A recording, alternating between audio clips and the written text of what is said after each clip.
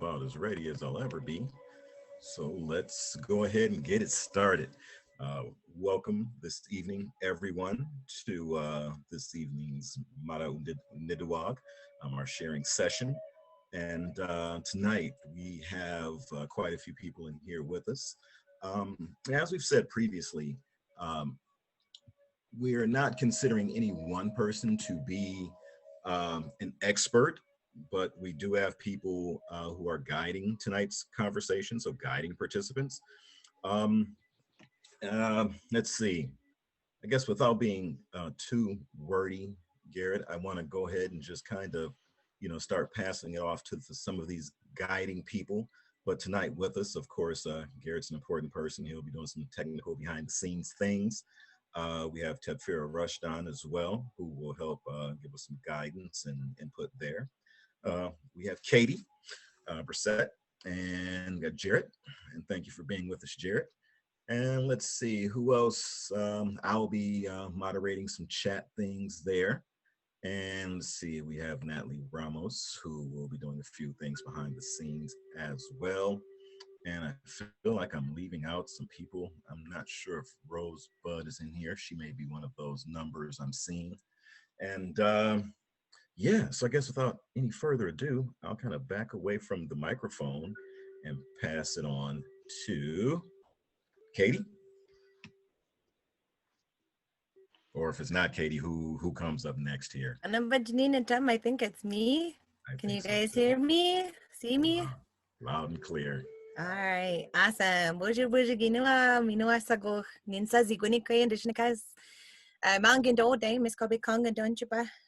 Makunsa ba nimbaba ba nishnabe when the kasupan ziguni kaya ndishnikas and tapajutun al apia ojibwe moyan. Kaya me kwachi inine makina ginawa. Bebin de gay koma zoom doesn't document doing. So my name is Katie Brissett. My Ojibwe name, I'm known as Zigwanikwe as well. My partner, Jerry Jandro, he's on here too, but he's busy in the kitchen making sugar for everyone. So he's listening tonight, he said. Yeah, well, we just wanted to kind of bring everyone in. This is a continuation of a conversation that we had started a few weeks back when we were having these conversations about that Maada'oonidiwag, right? The ones who share stories, and we've been searching for a long time, right? How do we share these stories? How do we share this information? And how do we start bringing more voices to the table? We are very fortunate. Garrett, Tipira, Antonio, Chris, and we've had an opportunity to sit with Nicole and Rosebud and Jared. This is the last time around, Jared Timbrik, who will visit with you all in just a little bit. They all were visiting and helping us form some of these conversations. And so as the history student and as the person who's been doing a lot of this background research for a long time, it's kind of fallen on me to introduce us a little bit and to introduce this conversation. And so the first part of what we'll be talking about tonight will be a little bit of a continuation of what we started last time when we first started talking about what it means to perceive what treaties look like from that Anishinaabe, maybe a more Anishinaabe perspective. Today we're going to give you a little bit more of that standard historical background, just a bit, hopefully not too much for Tuesday night anyway, as a way to introduce some more conversations. And so the intent tonight, for the first little bit, really all I'm doing is sharing some information that's already been compiled by other folks. A lot of that history background that maybe we don't get, right? Maybe we don't have access to in our everyday lives. And by giving you that information, we'll then be able to help facilitate a conversation, very complicated, but very important conversations about what treaties are looking like, maybe in your area, and some of the efforts and initiatives that have been going on in the communities these days. I think that's about it, unless anyone's got to add anything for me, T or Chris or Garrett. Am I forgetting anything? All right. I can say that you are, Katie. All right, sounds good. Well, I am going to get all kinds of bossy on here and do my share screen. And we should be ready to roll. So hopefully everyone can see that. All right, looks good. Okay, so this is just this is round 2, meet 2 of our Table and Beyond Lives Shaped by Treaties conversation. Again, this is just our an example of some of the things why we've come together, our partners in this: to Keep Growing Detroit, Detroit Outdoors, National Wildlife Federation, and then Dynamite Hill Farms, where Jerry and I are from. We've already had our first exchange, that overview and that broader treaty history here on Twitter Island.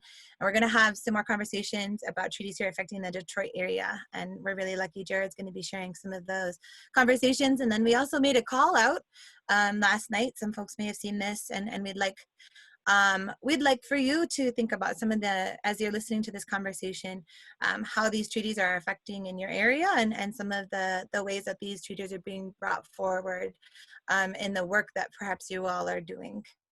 So let's see, there we go.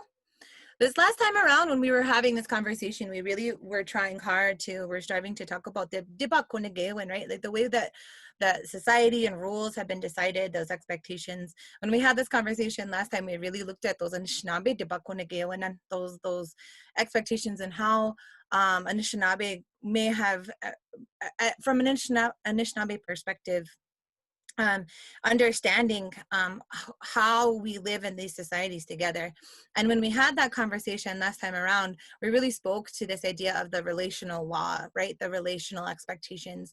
We touched on that original treaty, and how in those first treaties, those first conversations, it was, the tree nations and the animal nations who pitied us as Anishinaabe people and gave to us and said, this is what we're coming here, and these are what we are bringing to offer our people, those pitiful Anishinaabe. We had a great conversation about Dudemak and the Anishinaabe, the Dudem structure, and so the clan structures, and how those were implemented during times before the colonial and the settler communities started coming this way. We also had a great conversation about those 7 grandfather teachings, the ideas of, honesty and truth and bravery, and what that means, not just love, right? Not just from our own American perspectives, but those other perspectives that might be different from ours, and how does that impact not only the relational law, but how people, interacted with each other. We also talked about that medicine wheel and the balance built within those, and that idea of how those were expressed in those migisapikanan, the what other people call the wampum belts. But the overarching idea was that when we talk about Anishinaabe relational laws and expectations, we're talking about living words that express living agreements. The influence of those orations and the people who spoke, the reason why those words were so constantly and always talking and bringing that forward, the carrying that burden, like that Mika Sepik one tells you about, right? That belt that carries all of those messages on your back. The reason why that's so important to understand from that perspective is that those words were alive, and by speaking them and expressing them regularly during interactions, probably more often than we would even understand, those would be brought forward and said, I am the carrier of these words. I am the person who's responsible to do this work, and here is the work that I brought forward. Those living words express the life within those agreements, and that's very, very important as we're walking forward in these conversations, to understand that these weren't just documents. These weren't just words that sat on a piece of paper and disappeared, right?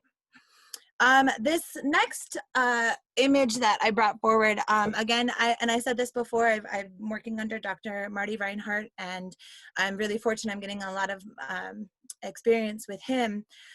This is one of the images that he uses to help people kind of understand a little bit better the balances between understanding this, what we were talking about, that relational law.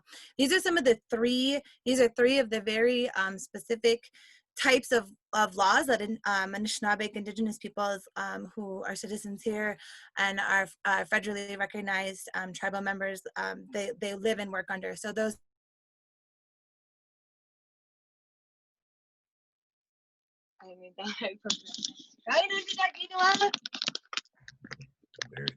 I got the boots. My internet kicked me right off. I think Jerry had his phone on. Yeah, Jerry's good. He got me right back on. Oh, push it, baby. Go on, Jida. I don't want to show mommy. Shh, go the window more. All right. So sorry about that, everyone. I'm so sorry. Now, my internet is not on. Garrett, are you able to share that? Yeah, let me try. Thank you so I think much. I got this. I'm so sorry, everyone. That's okay. For whatever reason, like, give me 1 second. My door.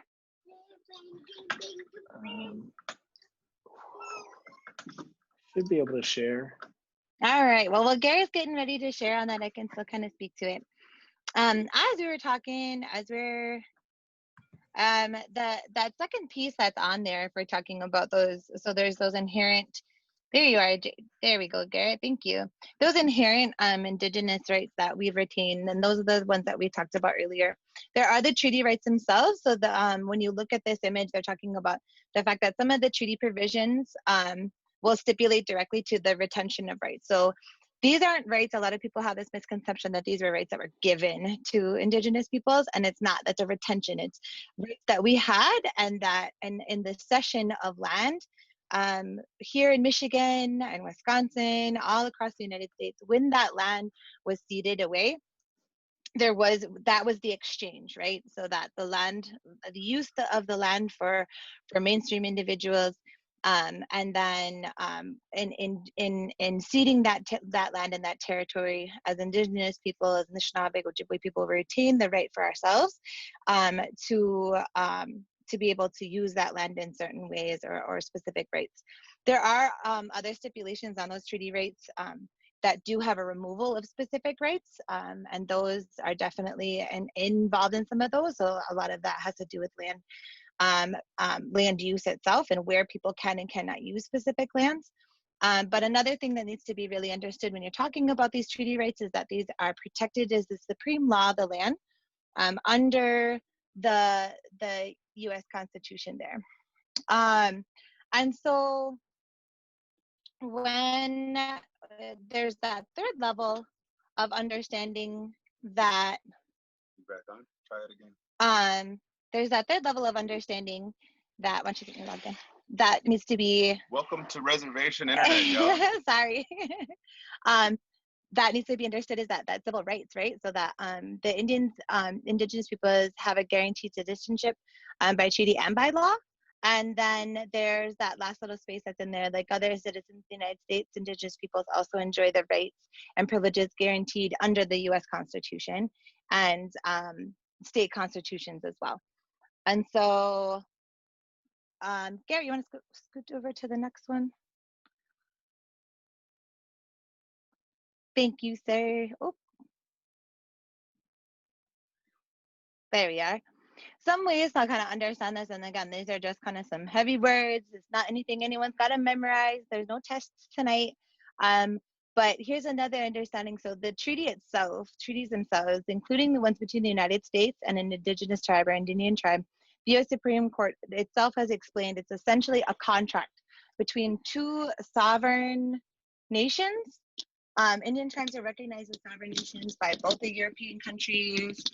The European countries that began settling here in North America, and then the Europeans that entered into treaties in order to acquire that land, and then as the United States came in.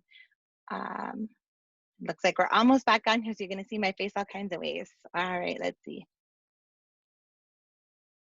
Oh, you got to let me in, guys. Here I am. All right, another handoff, folks. And a bunch of money in there.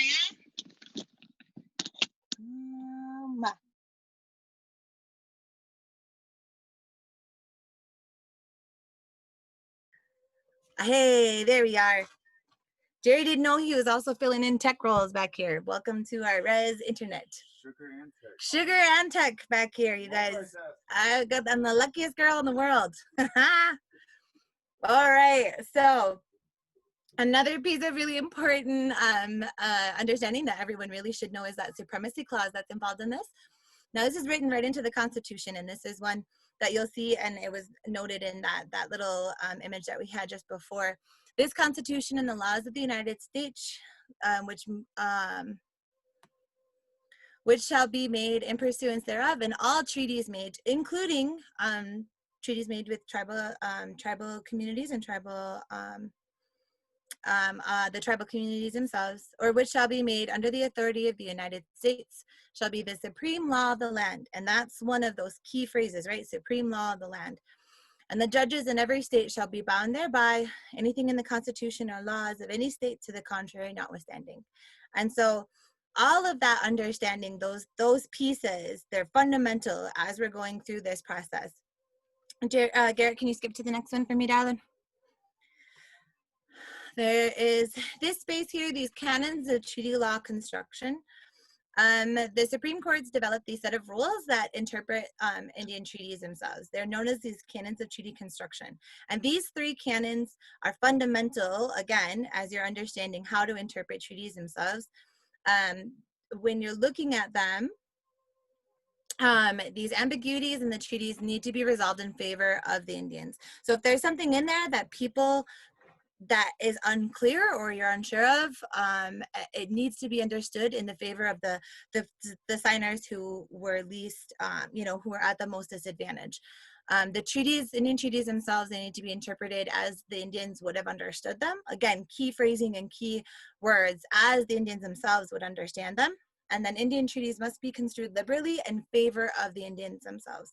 So these three canons, as they were constructing the treaties, this was known to be understood. This is how those initial treaties were actually written, with this understanding in mind.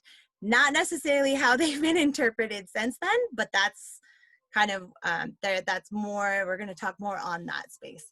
So Garrett, next one up.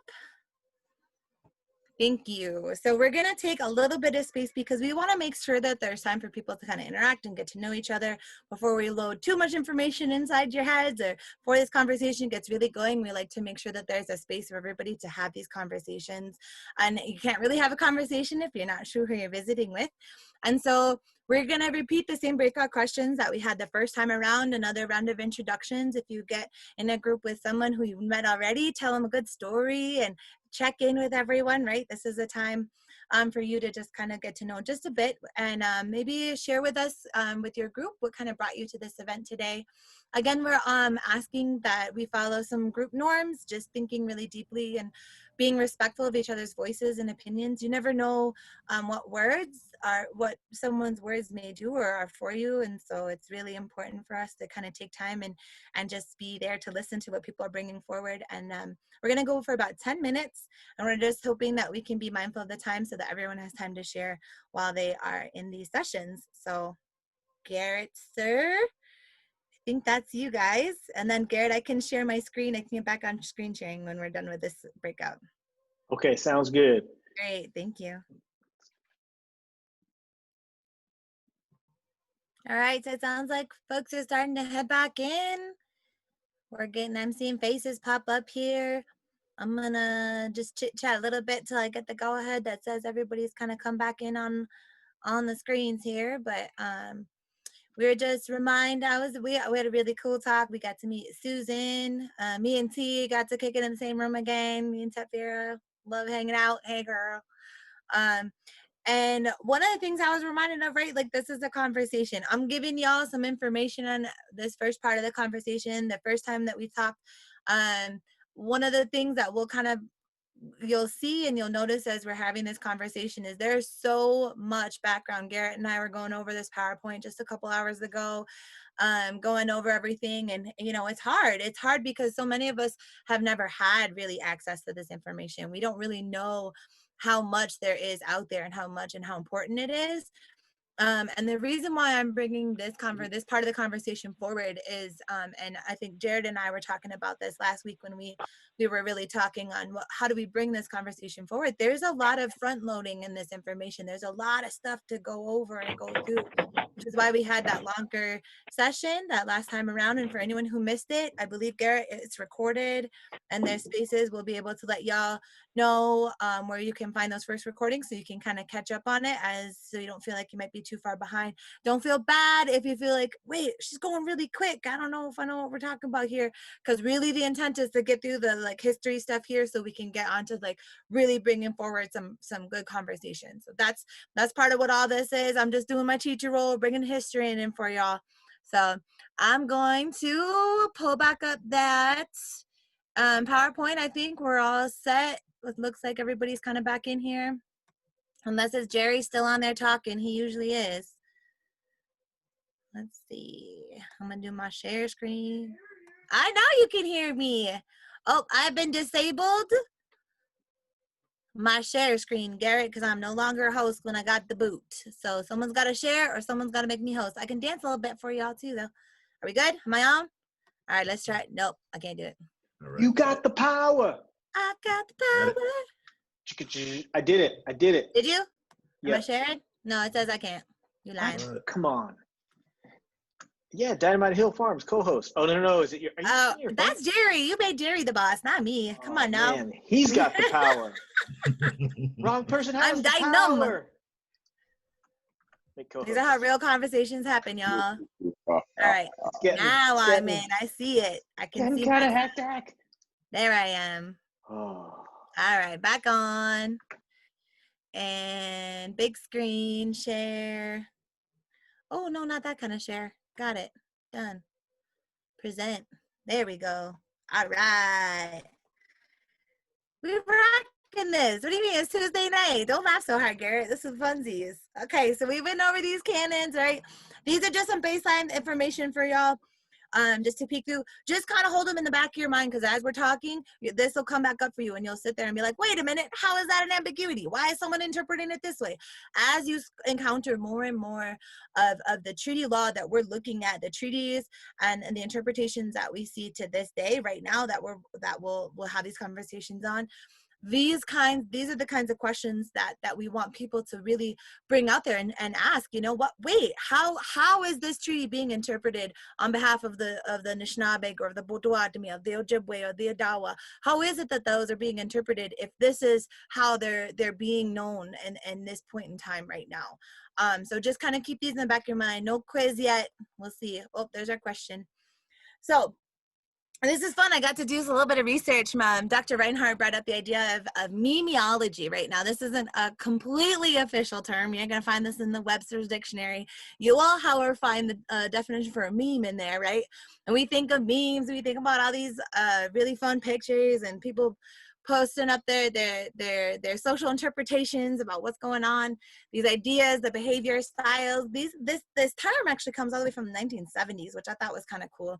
But this idea of memeology as the study of ideas and behaviors as they spread and evolve from person to person in a culture.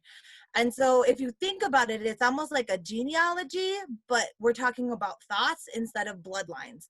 And when we're deconstructing these treaties, when we're looking at how we're interpreting treaties right now in this time and this day and age, it's really necessary to understand how these original treaties were written, and then how those meanings and how the laws, how all those started shifting and changing in a way that now what would have been written down maybe in the 1795 or in 1817, why it looks the way it does this right now where we're at.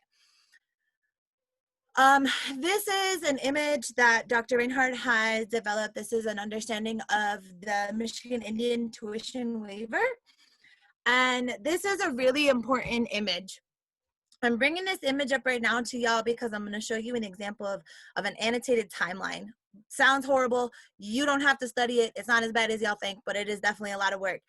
This image itself, though, if you're looking at this top inherent sovereignty, right? So if you look at the Thank you, sir. If you look at the first line, that inherent sovereignty, that was what we're talking about when we talk about Aboriginal law. When you saw that on there, or you're talking about those relational laws, those first inherent rights that came as Anishinaabe people.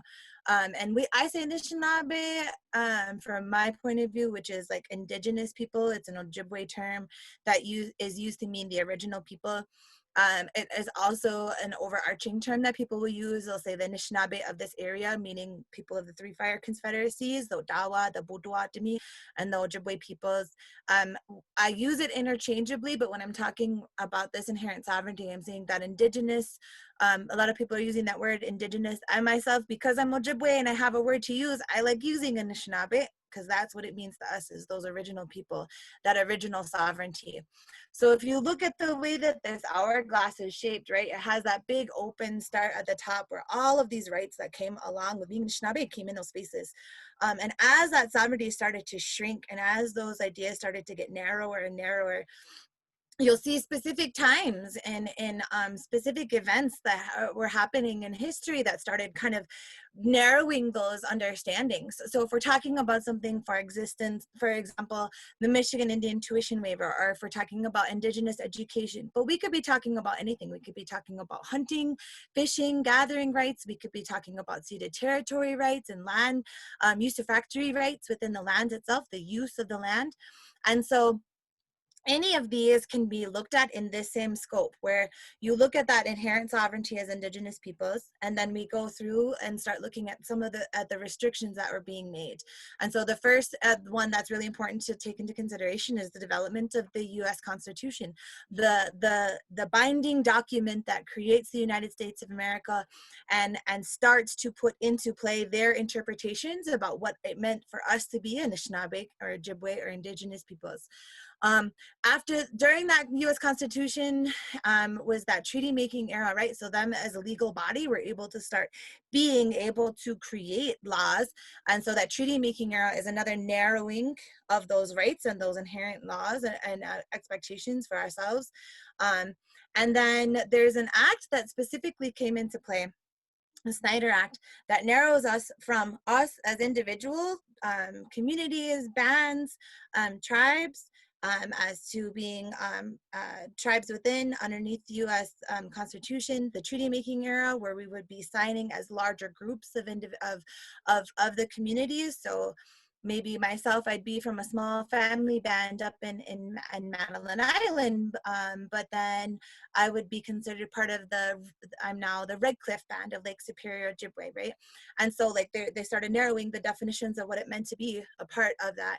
The Snyder Act, when this occurred, this is when we actually were pinched into this narrow holding of being considered this pan-American Indian identity. And I'll go over a little bit with you. I'll show you some more detail of it. But in that pinch right there, we were no longer recognized as just Ojibwe people. The federal governments and our relationships were narrowed to a point in which we were considered this overarching broad conversation of being I'm just an Indian, or it's not just being Ojibwe anymore. After the Snyder Act, though, you can see there's another branch, right, where it starts spreading back out, and some of those rights were starting to be pulled back out. So the sovereignties are starting to be pulled back out, and we're kind of on the other end of that hourglass now. And I'll go over a little bit more of this. It's just an image to kind of keep in your head for the next two pieces of the conversation. So think about that shape, right? So that inherent sovereignty, the pinching and the closing of sovereign rights, and then the spread back out as it comes back out to where we are today, where people are starting to pull back and fight for those rights that have been retained up until this point. So the next space that I wanted to kind of give you just a bit of an idea, an annotated timeline is a really good way to help understand when you're looking at treaties and trying to do treaty interpretation. It's a very helpful way to start really putting into perspective how many things, if we think about memeology, right, and the study of thoughts and how all these thoughts and laws and all these cultures come into play. It's so complicated, especially when you're talking about treaty law. And so when you're deconstructing these treaties, you really need to understand, like, how those changes have occurred and what has happened to cause those changes. I'm popping in because we're going to talk a little bit more about education. So as I was framing this conversation, I had to narrow it for myself. I can't just say treaties in general. That's too broad. There's education in the treaties. There's hunting, there's gathering, there's fishing, there's specific rights retained for sugar making. There are so many different spaces that we have to look at. And so for myself, when I was looking at this, to give examples for all of you, I kind of narrowed it in the idea of education. That helped me kind of narrow it down, because I know Jared's going to talk a little bit more about that when he comes on. So if you look, the United States created all of these treaties during the treaty making era. In those treaties, 147 of those treaties contain provisions specifically just for education. So that's talking about across the entire United States of America. Of the hundreds and hundreds of treaties that were signed, 147 of them had those education provisions. Just some fun facts, the first one was in 1794. And why are we learning about the Oneida and the Nez Perce? We're talking about Ojibwe people. That's a good question. It's really important to understand when we talk about, especially that Snyder Act, and I'll talk to you more, that pinching of it, laws that are happening and occurring in other communities will impact what's happening now in our communities. Court cases that are being decided across the nation can now be applied from the federal government, applied to what's happening in spaces here in Michigan or in Wisconsin and anywhere else in this region. And so these are really interesting, interesting facts. And again, this is stuff that Dr. Reinhardt was really gracious to share with me from some of the work that he's been doing. One of the treaties that had the most articles in it, 7 articles was total in one of them. We'll look at just one treaty that had just one educational article in there. When Dr. Reinhardt did his work, when he was doing his thesis work, he reported that 26 Anishinaabe treaties contain educational provisions. And so when you look at that, when you look at the overarching number, I mean, there's some 50 plus, 70 plus treaties, and of them, 26 of those treaties had educational provisions directly written in there. And so this is something that was obviously on the minds of not only the community members who signed these, but of what was happening in the United States itself. So I'm going to share something with you all. And now I'm going to do this just so I can scare all of you and make you understand how much work it is to be in Anishinaabe some days. This is an example of an annotated timeline that I've been kind of working on. I took examples from Dr. Reinhardt's thesis itself to kind of give you an example of, these are all of the events that occurred within the United States that have an impact on how we would understand education and educational rights within treaties here. Now, I'm not going to read them all to you, but I just wanted to give you guys an understanding, like the bulk of the work that happens in here. So when we were looking at that that hourglass shape, I added in a couple of times here. So apiga minubama is the young, right? That Jerry liked that term that we used, the time in which we were living well, that pre-United States time. That's that inherent sovereignty. If we look at the timeline when the United States Constitution was actually written, 1787. This time period here, 1778 to 1871, that whole chunk of time was when treaties were being written between the United States and the tribes themselves. And this is the fun part. Now look at this, right? Chunk after chunk. And I will not read all these to y'all, but I want you to understand these are all of the different acts and actions. And this isn't even all of them. These are the ones that are just pertaining to education that go through all the way up. We're not even to the Snyder Act. That's the one I showed you guys next, right? 1879, 1900 is the establishment of schools. These are Lone Wolf versus Hitchcock. This is a court case that had to do with, that had a treaty provision. And all of these decisions, all of these choices, all of these laws, all these policies are impacting what's happening on the end that we're on now, when we're trying to interpret and deconstruct what does it mean for our treaty rights currently, all the way back to what does it mean when we first wrote these out. This is an example in 1921, that Snyder Act. We pulled that one out for you to kind of get a grasp on it. This one granted the Bureau of Indian Affairs the authority to direct, supervise, and expend money allocated by Congress on behalf of American Indian tribes under the supervision of the Secretary of Interior.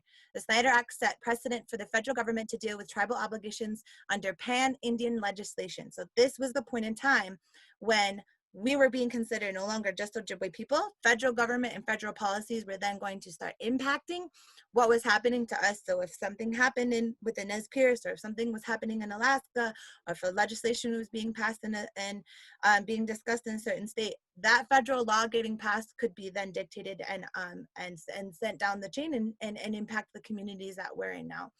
And so here's the Citizenship Act that passed in 1924. That was another one when tribal members were considered citizens of the United States. And it goes on and on. In 1934, this is the Comstock Agreement. That was one of the agreements where it actually transferred the responsibility of educating Indians living in Michigan to the state government, that no cost the federal government, with the state fulfilling federal obligations. So here's another act very specific to Michigan and within the state here. But I mean, this is something that happened in 1934, and it's still to this day, this is what we're living with. And so now it's understood that state of Michigan has a lot more say in what the federal government would have done. They were able to take on some of that responsibilities. And so although it seems that perhaps like, why do we have to know all of these things? Look at all of what's going on. Here's Public Law 280. That's a big one. If anyone looks that one up, that's a foundational one. 1954 Indian Relocation Act, and on, Indian Civil Rights Act, Education Act, Self-Determination Act, and on and on and on. So I just wanted to go through these. There's no way, this is an entire course on American Indian law and on American Indian history. This is just the citation for all of you. This is the content analysis of treaties and current American Indian education legislation with implications for the state of Michigan. This is the thesis written by Dr. Reinhardt, and I wanted to share that with you all. Just to kind of give you an understanding of the layers upon layers upon layers upon layers of complications that we go through as we're talking about this. So luckily for all of you, we're into another breakout session. I know it seems like maybe we didn't have that. I'm not talking as much as I did last time, so there's a little more space. But one of the things we wanted to kind of pull forward when we're having these conversations is we want to know a bit more about the treaties that you all, what have you learned about treaties in your life? And it doesn't have to just be, you know, oh, I learned a little about this in school. Maybe you had more time with your family. Maybe you're, you know, a kid like me whose dad was an activist and he was making sure that I was supplementing my education. Any of those spaces that we would like to hear from you all about, you know, what is it, what have you actually learned about treaties? How much of this information have you ever really had been expected to learn? And then one of the questions, what are the reasons behind what you did or did not learn about these treaties? Where did it come from? Why did you get access to it? Why didn't you have access to it? And then we have a bigger, broader question, and it might not necessarily be answered in your breakout, but it's something that we're trying to bring forward when we have these conversations is, you know, how can we encourage and implement better understanding about how treaties are shaping our communities? How could we bring this forward? Is it something we need to start bringing into the schools? For example, in Wisconsin, I know we have Act 31. That's, you know, a state legislated act that requires all school districts to learn about the local treaty rights. Is that something that's possible here in Michigan? But that's just one example of one. There's so many different community engagements and opportunities that are occurring out there. So I think that's our call for our next breakout. Garrett, am I missing anything yet, sir? No, Katie, you're not missing anything. Do I have to stop sharing? No, I don't think you have to stop sharing, actually. I think I figured it out. The rooms are going to be a little bit bigger this time. Maybe like 4 to 5 folks, and you'll have 15 minutes to kind of like share. All right, we'll see y'all in a little bit. Garrett will send us our prompts again. We'll see you guys in just a little bit. Okay, see you soon. All right. Welcome back, everybody. I think I'm gonna press the big like close now button. I've got like the hammer, the breakout room hammer. We were noticing how gentle the breakout room where it was this time around. The timer stops, and then they like, you could just kind of start leaving in a little bit, and they didn't just like do the countdown and knock you out with your big hammer. So that was kind of cool. I think maybe Zoom just must know me. Like it infers like, well, this is kind of Garrett's personality. So we're just going to let people have the option to stay in the breakout room if they'd like. Until Garrett hammers them. I didn't even know. Yeah. I was like, okay, no more Garrett. Enough of this Garrett technique. Pressing the close all button. Yeah. I didn't even know there was the soft option. Soft option. I like that. Zoom soft option, y'all. Welcome.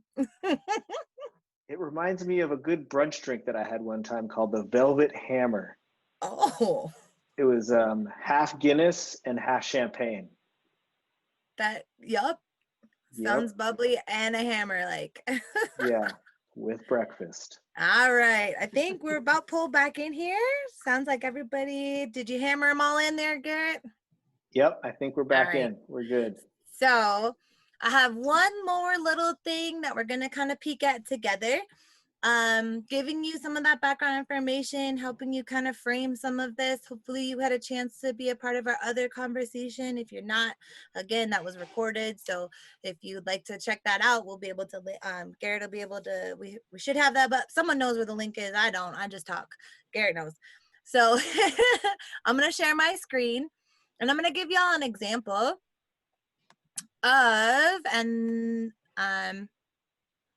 the treaty is, so I've been doing some treaty analysis. That's part of the work that I'm doing. When we were having this conversation, I framed my analysis around the Treaty of 1817, also called the Treaty of Fort Meeks. I say it in Ojibwe, so I'm gonna say Meeks because that's how I would say it. And what's really interesting is this is a very long document. There were many, many signatories on there. It was a big confluence down further south, down past Detroit there, and Fort Meeks. And so what's really interesting, and right here on this specific article, we're talking about the Odawa, the Chippewa, or the Ojibwe, that was the terminology they used then, and the Potawatomi, the Potawatomi.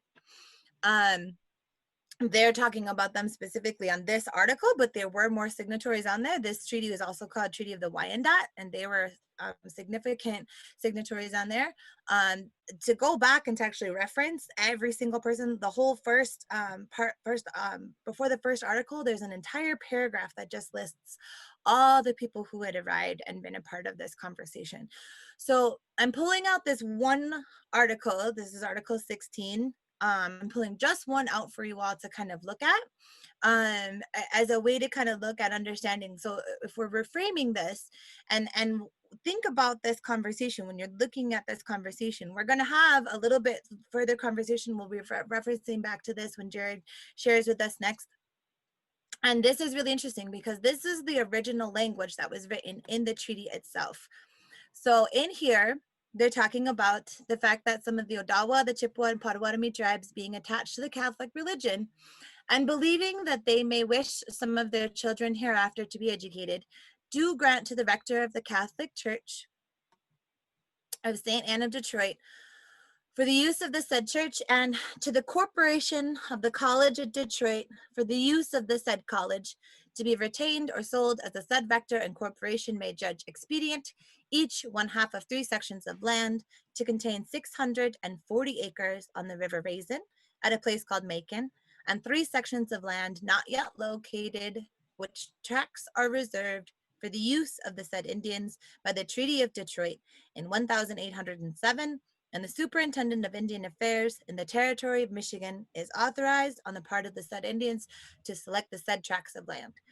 And this is a lot, right? Like if you're looking at this, when you're looking at this and you're reading and understanding, you have to take all of those into consideration, right? So we're talking about, if we think about the canons and we're looking at how would this have been interpreted, right? This is the actual legal terminology, which was written in English, written by their representatives from the United States perspective.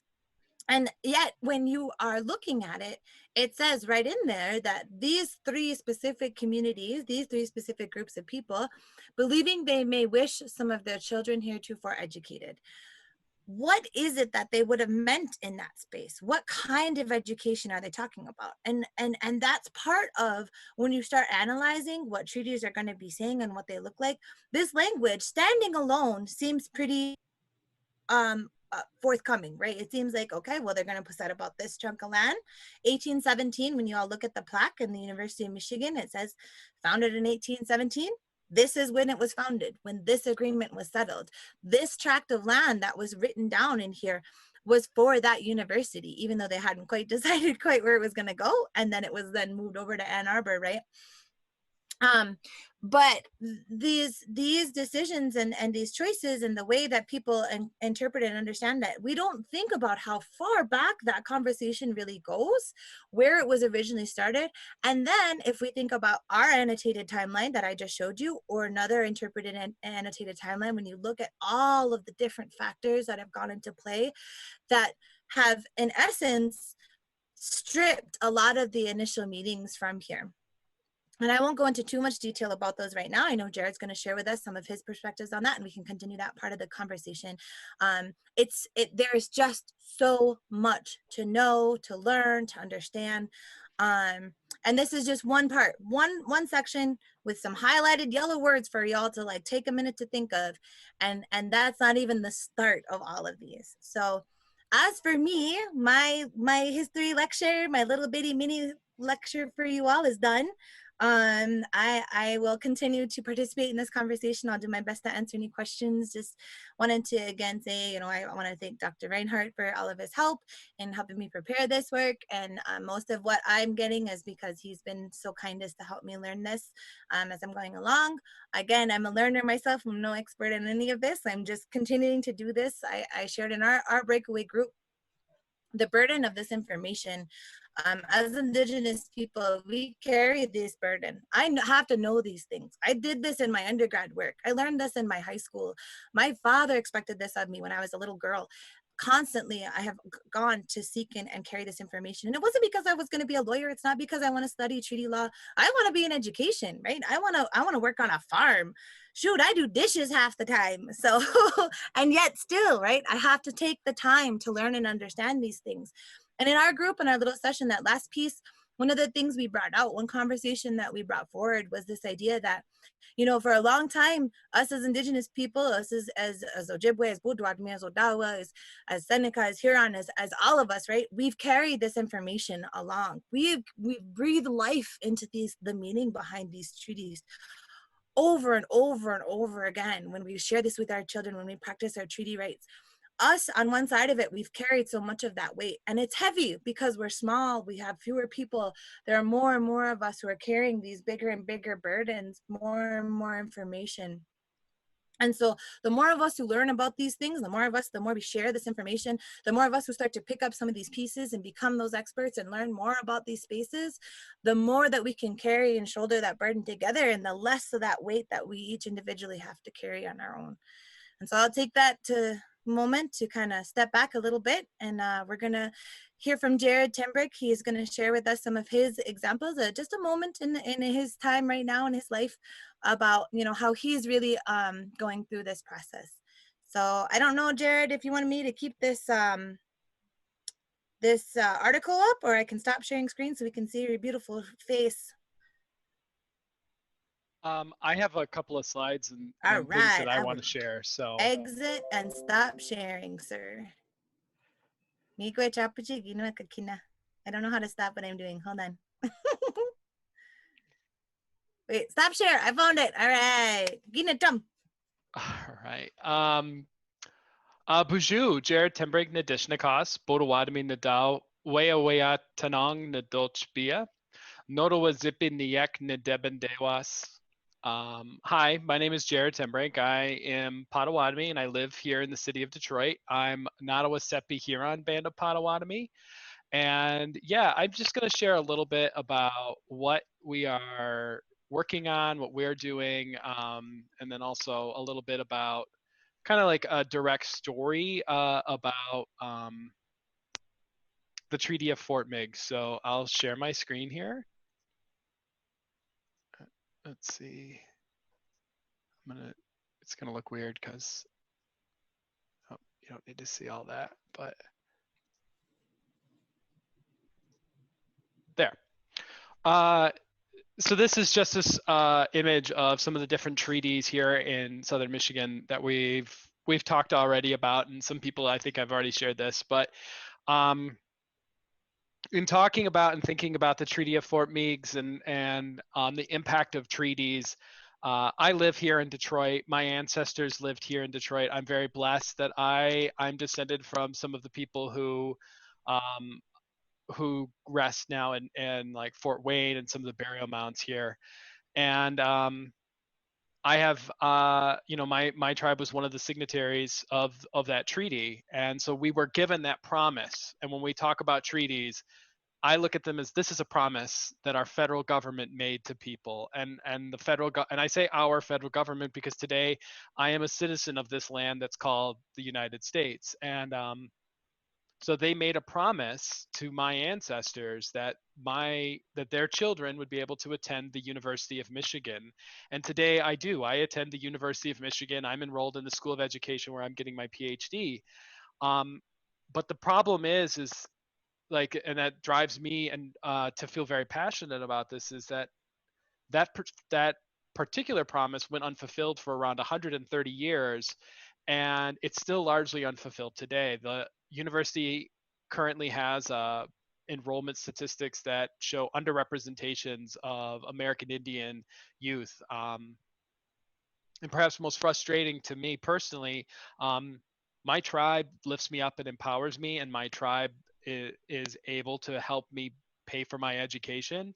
The University of Michigan still doesn't fulfill that promise that they made. They promised to educate our children, and we have to pay for that education. And there's a group, there are two groups, La Casa and NASA. They're undergraduate student organizations, and they have expressed these concerns to the university, and they're really trying to push the university forward.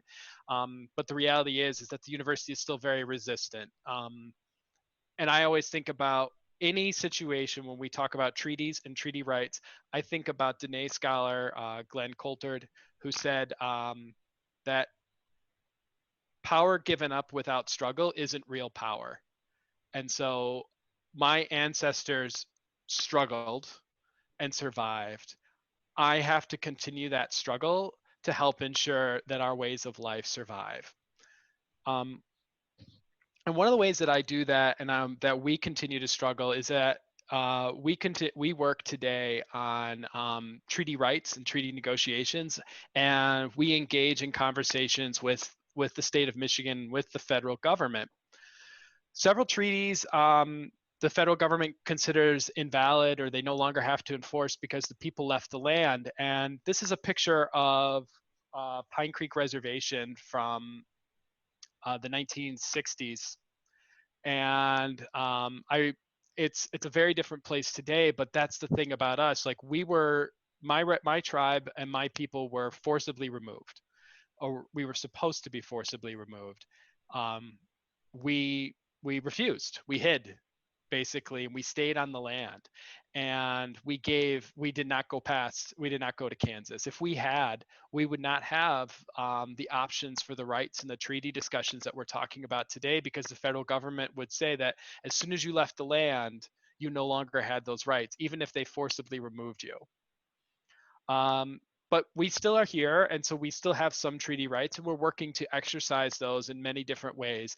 One of the ways that we currently exercise our rights, and we're seeking to expand exercising our rights, is around hunting, gathering, and harvesting. So harvesting manoomin is an important part of who we are as a people.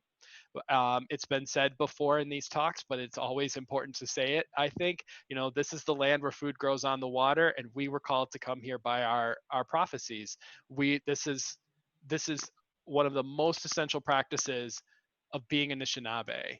And it's something that we still do here today, and we work tirelessly to not only ensure that we're able to do it in the spaces where we can, but to expand those spaces, because manoomin is an incredibly important part of the ecosystem.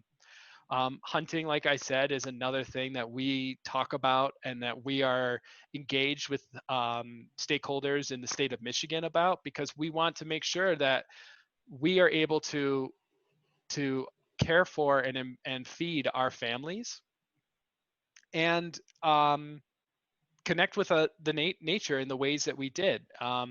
There's more than just manoomin, right? There's gathering berries, there's gathering mushrooms, there's gathering other plants that are out there as we look to rebuild those indigenous food pathways in our community, and of course fishing, like I said. So we look for those, like I know there's like Clay's on here, and he and I talked a little bit about this, about these ideas. You know, we're looking at how can we preserve our current rights, and then we're engaging in conversations with the state on how we can restate our rights, the rights that were promised to us in treaties. And we talked a little bit about Fort Meigs, but then there's also the treaties of Detroit and treaties of Chicago that apply to us. And that's not all that we're really engaged with the state and the U.S. government on today. So we also talk about preservation of our historic sites, and so this is the burial mound at Fort Wayne, and I mentioned in our breakout session how I felt a special connection here, and when my son would go play go play soccer, we brought a gift of tobacco to our ancestors to say thank you. And there are sites like this throughout the state, and we work to actively preserve and protect those. And so there are lots of treaties throughout the state. The Treaty of 1817, like you can see at the bottom, there's a little plot of land that was involved with that. The Treaty of Greenville before that, the Detroit Treaty, and the Chicago treaties. And my tribe was involved in all of those, or not all of those, but in those particular ones. We weren't involved with some of the ones that were further north, but because we were in the South. So we look at this as, you know, we engage in conversation, and we, if we have to, you know, we have lawyers. And so one of the questions I saw in the chat was like, what are we doing today? Do we, you know, how do we engage with those groups? And the reality is, I would love it if they said elder teachings were accessible, like that's something they would take in court. But the reality that we have found is that if you are engaging in white stream courts, you need to engage in white stream ways. And so we do that. We are actively working with scholars and historians to establish all of the things that we've been talking about tonight, and working in case law and with a team of lawyers to protect and preserve these rights, because we're still here. You know, we still celebrate on this land, and we want to make sure that we can engage in our practices and our beliefs and continue to live on this land in a really good way. So that's my little share and my story. And I'll stop sharing. You can see I have to write out what I say in Bodwadami because my language skills are so green, but they're getting better. Hey, Jared. Oh, go ahead, Chris. Sorry. In the chat, Ian posed a question about, he's curious to see how they can expand mobilization beyond the Ann Arbor campus, possibly applicable to land back implications. Can you speak to that a little bit? I'm certainly not a lawyer, but I would interpret that small section of land was about the founding of the university. And so it is still considered, and the university system puts forward that Native American land gift, and that's important. That's how the University of Michigan describes it. They call it a gift. I don't call it a gift, but when things are taken from people under duress, I wouldn't say that's a gift. But the university says that this tract of land that we gave up was for their founding. So I would say, yes, this applies to all of the different locations within the University of Michigan system. The reality is that the governor and Lewis Cass was one of the negotiators of this. They knew this land was they were going to take this land, they're going to sell it, and they used it to buy land for to pay for the church and to pay for the founding of that university. And so that initial start came from that land. And then all those other university campuses came from that initial start. Well, and to speak to that, it's really important to understand that's kind of why we were going through all these lists of everything with all of you, to understand. If you look at those canons of treaty construction, if you look at like the universities using that word gift versus land cession, Jerry was making a point earlier, and a reminder as we were having this conversation yesterday and kind of checking in with everyone. He brought the point up: the entire state of Michigan is ceded territory. It's not land that was taken from the Anishinaabe people, right? It was land that was exchanged for very specific rights. And the interpretation of those treaties, it's very important to understand how those treaties were interpreted. Now, like Jared had said, all their teachings aren't necessarily taken into account when you're talking about law and we're working with lawyers and you're working in the United States courts and governing systems. However, if you look at it, many of these negotiations, they were facilitated in Ojibwe. There are original Maada'oonidiwag and Ojibwe languages. There's original languages that were written down during these negotiations. There are some fundamental understandings that are in there. And by the written laws and understandings of the United States government themselves, it's written in there that how can this can be interpreted as a gift when the true interpretations come from this idea of land cessions. And to add to it, there's that line that says right in there, for the further education of and it wasn't to say we want all of our students to be educated there, but to have the option to have our students educated. What did that actually mean? And so that's really important to take into consideration as you're walking forward with these. This is stuff that's constantly discussed in the Court of Laws. This is constantly brought up. It goes to the Supreme Courts themselves.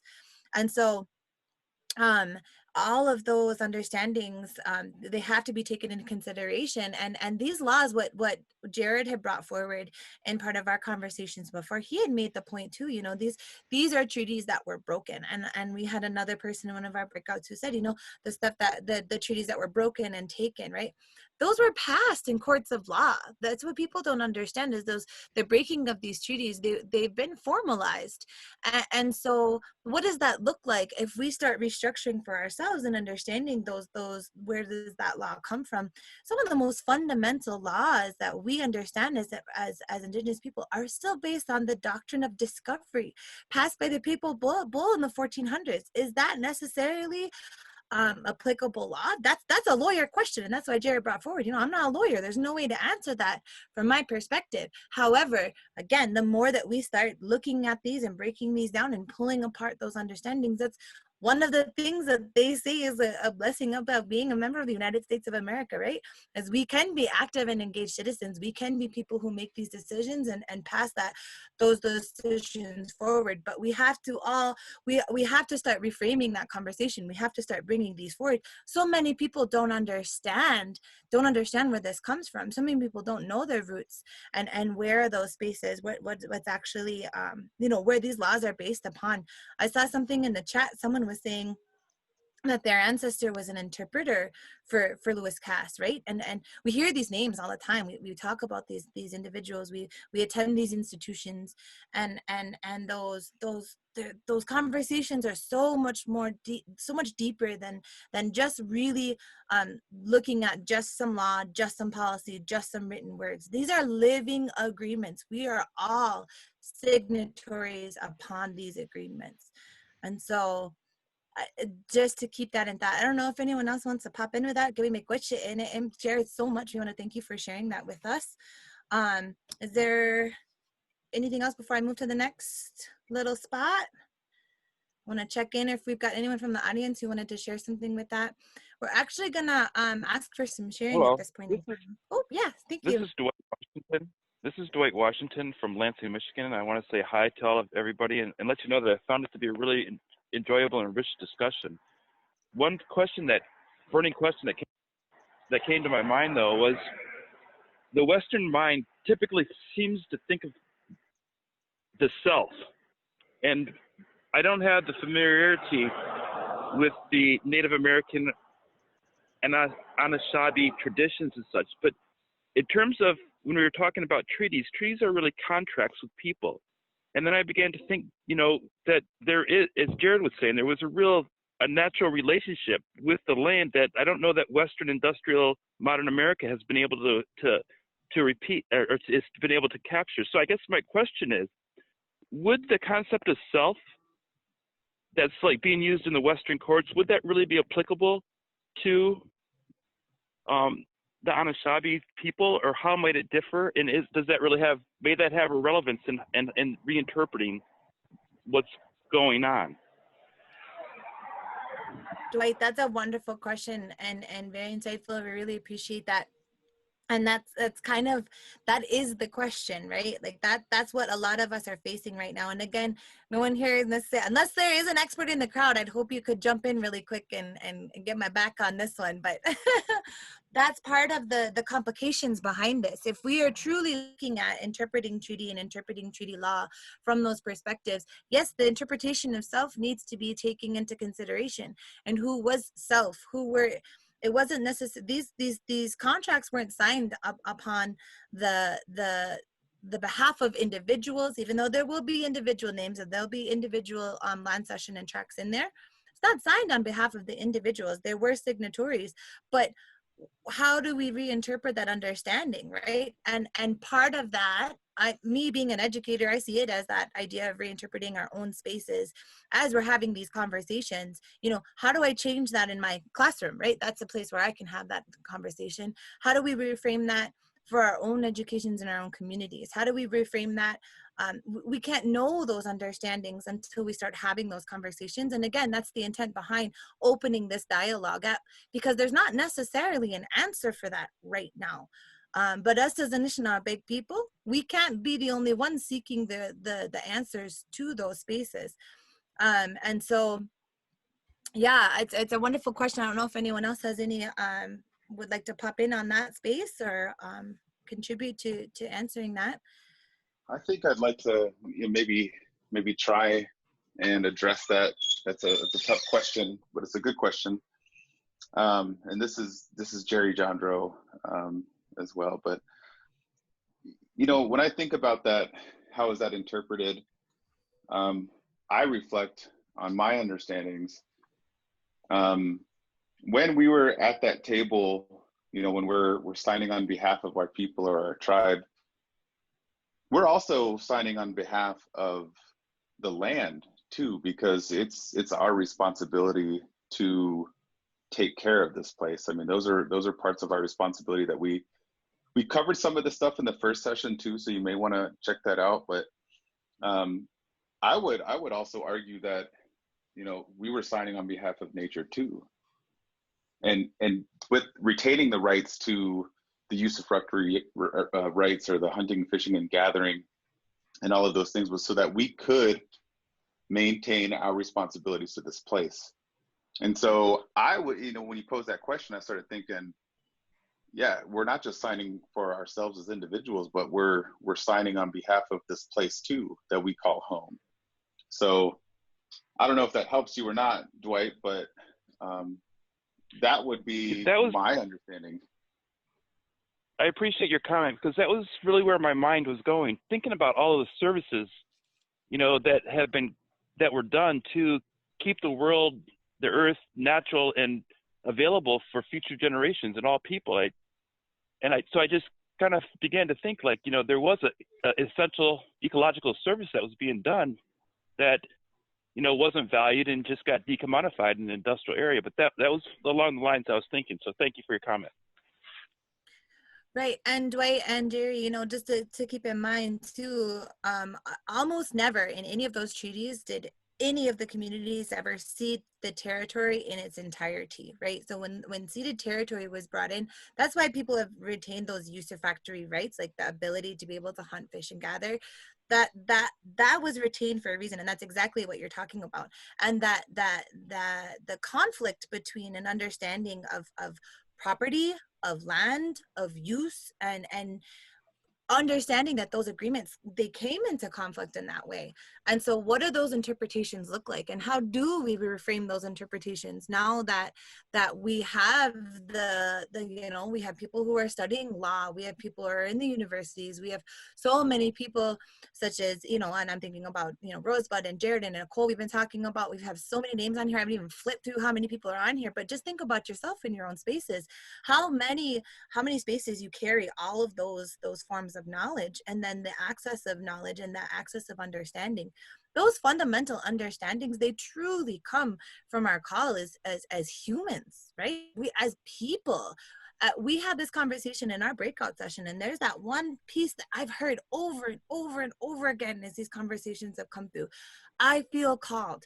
I feel called. I feel something calling me. I feel something pulling me towards this. I need to have this conversation, and I don't know why. And, you know, our conversation in our breakout group, we got to switch it a little bit because, you know, Jared and I, we were talking about how, you know, we're blessed, we're privileged. We walk in the places where that calling comes from. We walk on the lands where our ancestors still lie. That's not a true statement for everyone in this conversation, but it's also not an untrue statement for all of you either. This land is still, just because it's not the exact same land that your ancestors walked on long ago, y'all been here long enough, right? Like we've got spaces, we belong to these spaces, we belong to these places, and that call is part of why we even named it, right? Table of the treaties, right? Like, what are we talking about here? When we're talking about these agreements, we're reframing that entire conversation to flip it around and to think about these ideas. These are words, these are written down, these are agreements, these are enshrined in law, but there's something underneath that has been forgotten, that has been neglected, that voice, that understanding, those interpretations. And it's not just us as Anishinaabe people, as we're pulling that forward, that we understood it that way. Your people are on the other side of that, right? Even if you aren't on the one side of the treaty that we're speaking of, you are still signatories on that other space, and you still have a right to bring forward your side of that agreement. What does that look like? Where do those conversations move? And that's so much what we wanted to bring forward as these conversations continued. I don't know if anyone else has anything they want to really pressingly want to bring forward now. We have some questions for you all to kind of, you know, engage with you. I guess a question as far as looking at, so for the Treaty of 1817, Fort Meigs, or at the foot of the rapids, there were other allocations as well, as far as like specific land allocations for individual families. And I was wondering if there's any knowledge within the Anishinaabe community, you know, if those were honored. And also there was also, I remember seeing an article about payouts to the different member nations of the Anishinaabe for like the next 15 years, and was that honored at all? And if not, you know, does that provide additional leverage for kind of nullifying aspects of the treaty or positioning other demands? And again, that's a really good question, right? And I myself, I've only just been analyzing. I know exactly what you're talking about, the wording on those articles specifically. Though that interpretation is very difficult and very tricky, because Congress themselves have been able, as long as they're able to reinterpret the treaty through congressional law, as long as it's passed through legislation, those things can be changed. And so when we talked about how the Snyder Act happened, when we were talking about those indigenous and how those acts narrowed itself to the point where this pan-indigenous perspective and understanding came to be, at that point in time, that's when you start seeing these federal programs actually being brought forward. And so the argument can be made, and again, as you're deconstructing these treaties and you're thinking about it, the argument can be made, well, because the federal government provides Indian health services, because they provide food commodities, because they provide funding for the Bureau of Indian Education, those big federal dollars that get filtered down from the top and sent to all of the communities as a whole can be construed as being in fulfillment of those treaties. And so you'd have to take moment by moment, bite by bite, to go through each and every one of them to understand what actually was fulfilled. It's very likely that those individual family plots were fulfilled. That was very similar to like the allotment period. It was a much better idea for the federal government to create those private lands holdings, because in creating the private land holding, they then are able to remove them from the federal Indian land trusts that were being held in session, that were being held and reserved for the reservations themselves, but before reservation area time period. That privatization, once that occurs, then the land can be taxed, the land can be passed down, the land can be split, the land can be inherited, right? All of those actual laws that apply to the typical federal American laws that we would look at, state laws, federal laws, in terms of like how does land work itself through the system, all those that can then be applied once it's been privatized in that way. Mm-hmm. And so it's the Allotment Act, the Dawes Act, is a really important one to learn and understand.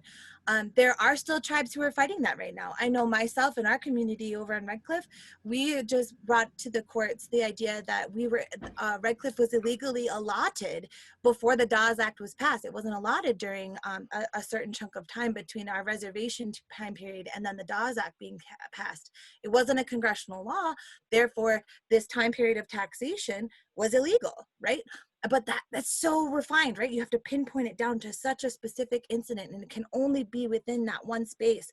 And that's the very tricky thing when we're talking about these, that all of our understandings of treaty interpretations come from the fact that we start way back, way over here now in our current day, and we have to filter it through every single congressional act, every single policy that was passed, every single state legislation that went through, right? Like over and over and over again. Yeah. And how do you hit all those, right? It's designed to be that way, to kind of to become law. And so therefore it's their law, it's not illegal, so we can't hold it against them, and then it can be decided in courts.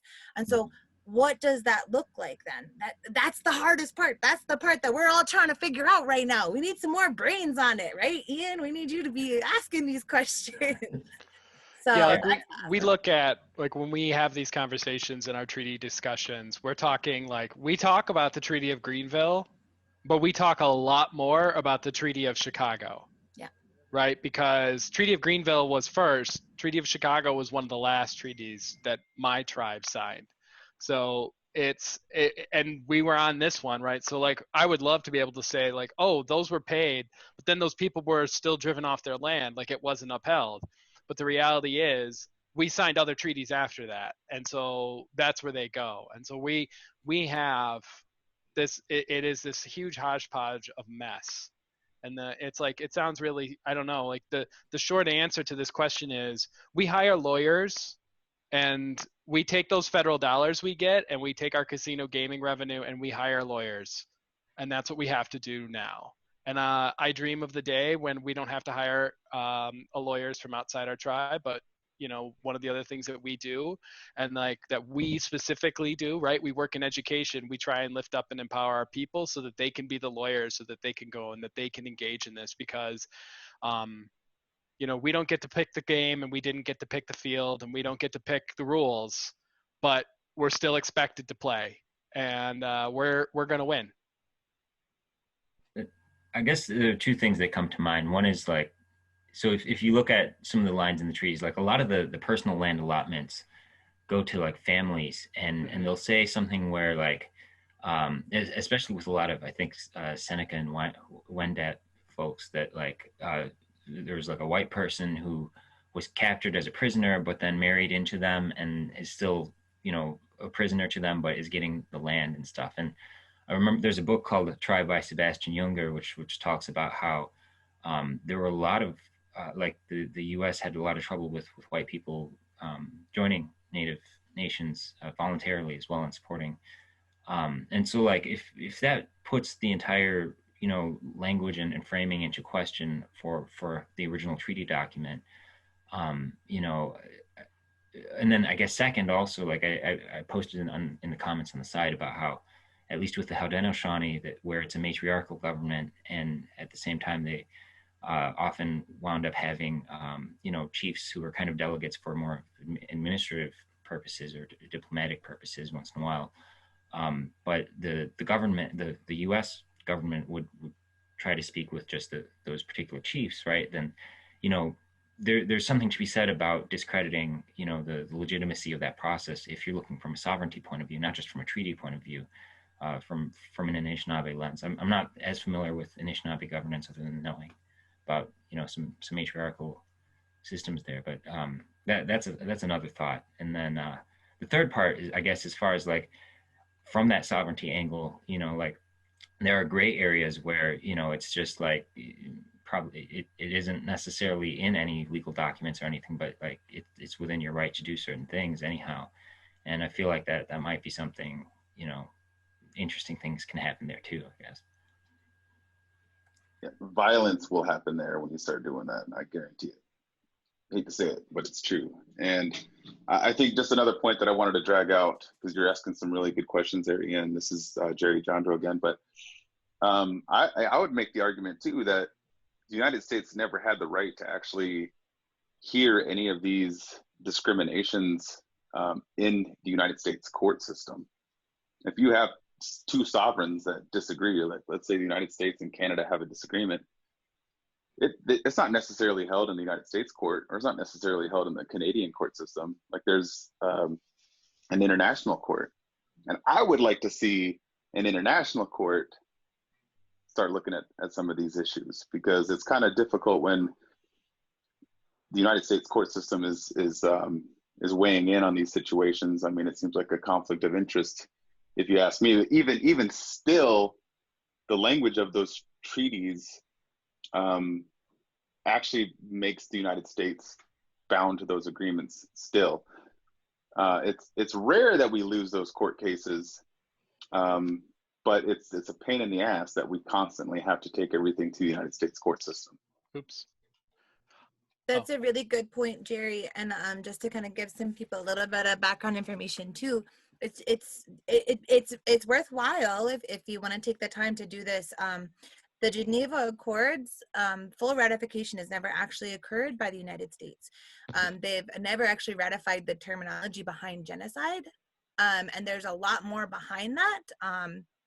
But part of the reason why they never went through the full ratification of the Geneva Accords was because of the fact that they could have been held accountable in the world courts and for genocide, for that term specifically. And so it's really important to start taking into consideration what that looks like. Tefira, I saw you in there, like, why doesn't the UN recognize some of the First Nations? And actually the UN has done a lot, a lot of the First Nations have made appeals. And I don't think I have it in my bag here, but there's documentations about the rights of sovereign nations and their rights, a declaration by the United Nations themselves.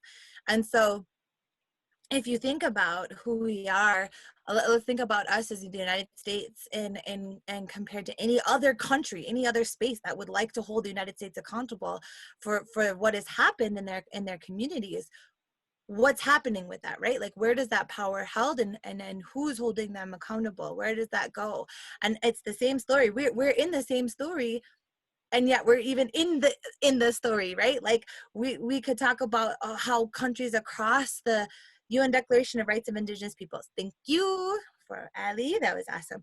Good addition. So yeah, like take out those are being argued. Those spaces are being brought forward. There are Indigenous peoples and representatives every day who are doing that work out there. This isn't something that's not happening. It's something that's not being heard as it's occurring and as it's going on. So just to put a little context, I know someone else was going to jump in. I'll mute now.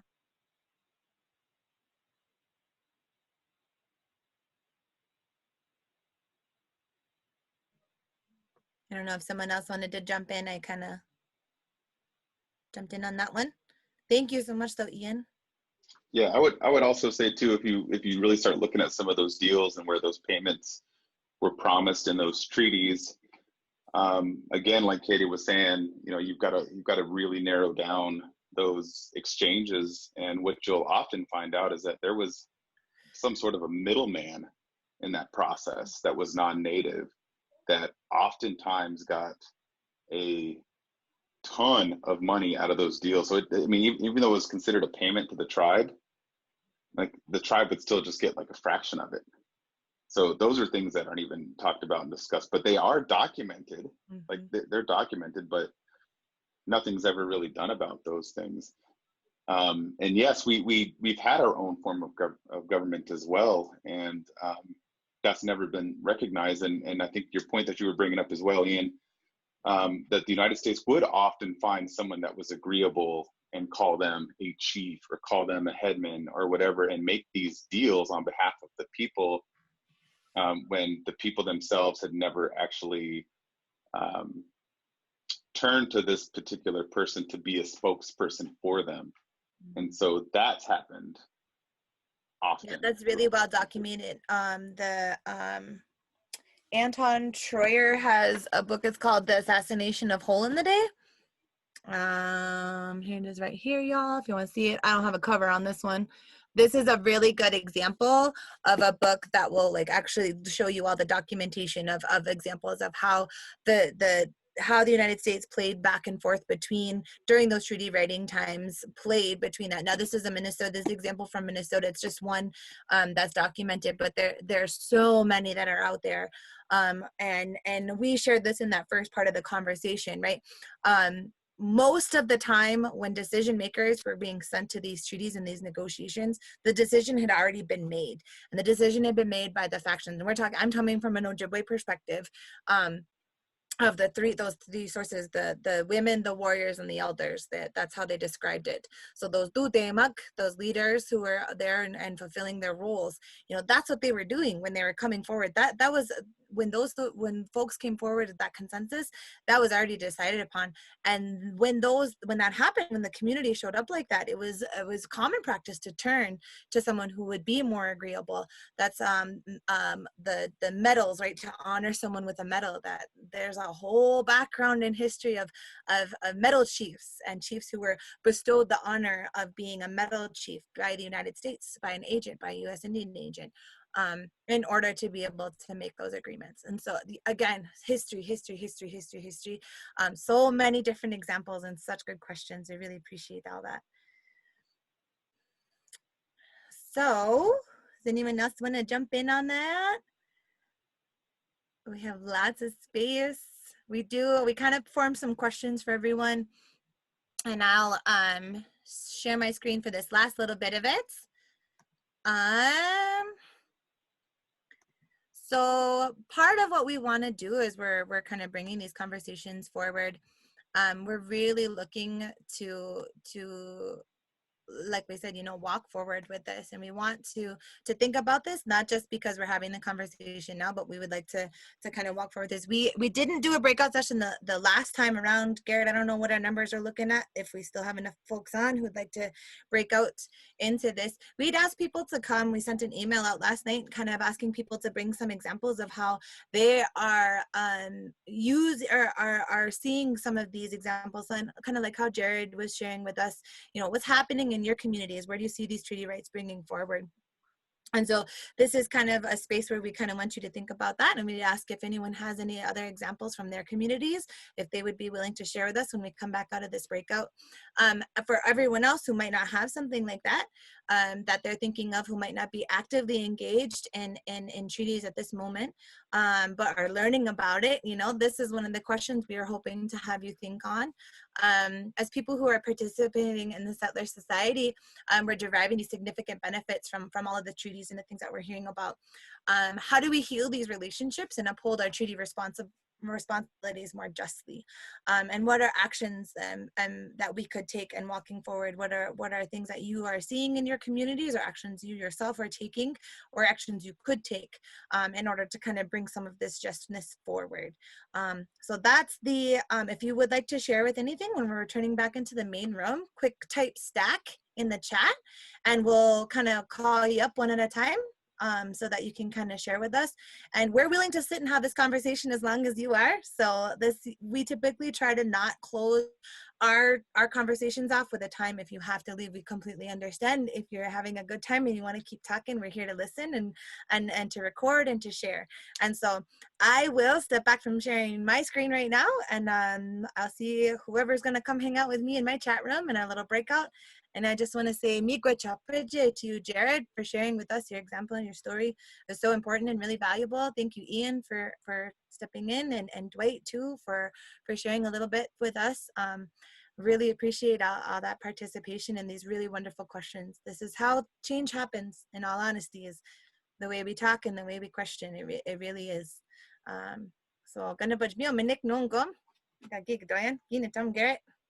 Thank you, Katie. Okay, I'm opening up the rooms. So I think that's a good sign. People don't want to leave right now, I think.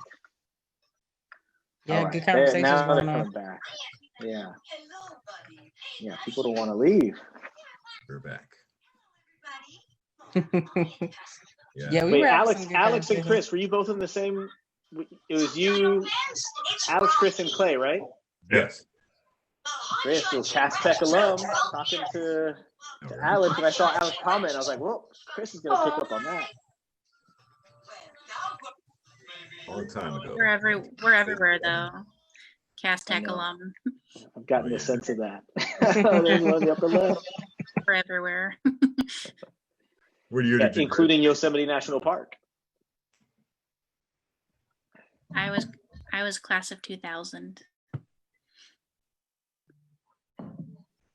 Not far behind Tip Fair. Sweet. Okay, I think we've got like I'll close them. I'm bringing down the velvet hammer. All right. Go with it, Garrett. It's nice to know people want to visit so nicely, though. We were having a good talk in our space too. It was hard for me to put. I visited 2 Garrett rooms. It was hard for me to leave. Yeah, he was in there. He's like sneaking around with his headphones. You're not sneaky when you have headphones on, Garrett. I want you to know that. This is the first time I tried that. The previous times with the breakout rooms, I was afraid to do anything because I thought I would break something or like blow up all the rooms. And so I always just like sit here by myself. People probably tune into Facebook Live. They're like, what? What's this? Who's that Some guy by himself in his living room? What happens in the Facebook Live when we go into breakout rooms? Does it go to the breakout rooms? It's just me. Garrett hanging out. Just you? Me, like by myself, staring at the computer, sometimes looking to the left, sometimes Playing looking to the Itsy Bitsy right. Spider, kind of. Yeah. We gotta have Chris leave his soundtrack for you, Garrett, so you can have a background music. Oh, right. I should listen to music, but have my thing on mute and then just like dance the whole time. Like, see how many views I can get all by myself. That's awesome. All right. So we did have a chance to kind of sit in our groups. I don't know. We had a really good session when we were talking and visiting. It's getting later. It's getting longer. I don't know if anyone has anything to share. I'm not a chat seer. I can't read and talk, so I usually leave that up to these guys when they're monitoring stuff. But is there anyone who'd like to share? Did someone? Anyone put anything in the comments about they'd like to jump in? Yeah. Were there any questions that didn't get addressed in the chat that people really want to, some sort of answer or guidance on? I guess, go ahead. No, you go ahead. I've been talking a lot. Go ahead.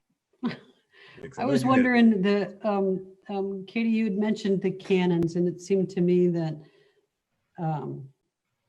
what did my question say? Like, are those canons now being brought up as the legal arguments and for Indigenous people and the rights of these treaties?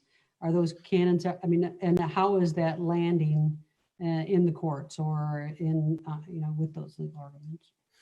And again, it's such a hard question. I myself would have to go and research all individually and see, are these being used, in what way, what's interpretation? I know they have been, and I know big decisions have been made because of that interpretation. So an example that I know specifically is the Voight decision, because I'm from Wisconsin. Jerry says we're Wisconsin Indians. We're very biased because we don't learn about anybody else but Wisconsin Indians. And that's not true because we learn about Minnesota Indians too. But seriously, y'all, in this Michigan side of stuff, y'all are foreign. I am doing so much research and I couldn't even believe it. But and here I am. These are like treaties I'm signed on to, right? But so one example that I know I've heard is the Voight decision in Wisconsin, which was a decision on the fishing rights.